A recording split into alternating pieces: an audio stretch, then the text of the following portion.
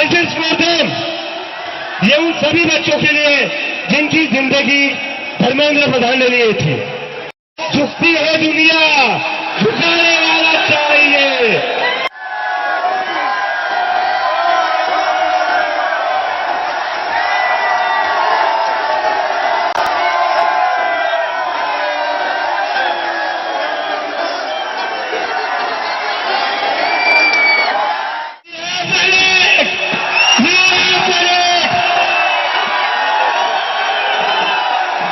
धर्मेंद्र प्रधान ने रिजाइन कर दिए।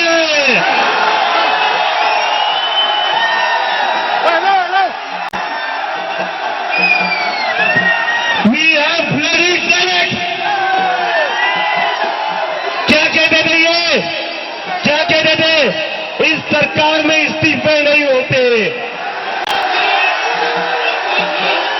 क्या कहते थे, इस सरकार में इस्तीफे नहीं होते। हम कहना चाहते, झुकती है दुनिया, झुकाने वाला चाहिए।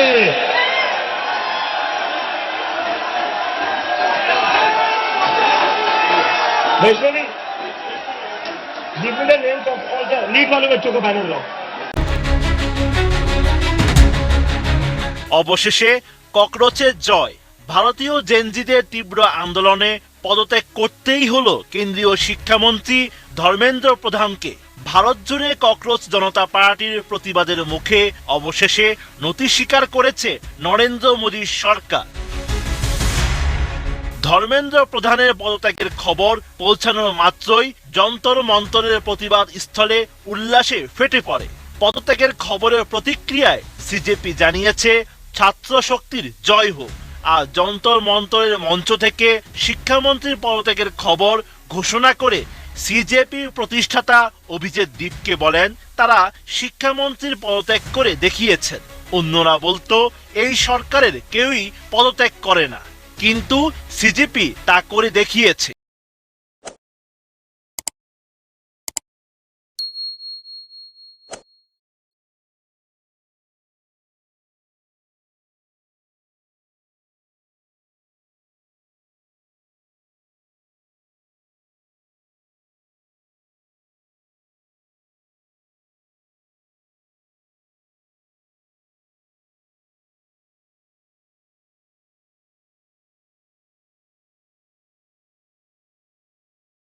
इस सरकार में इस्तीफे नहीं होते।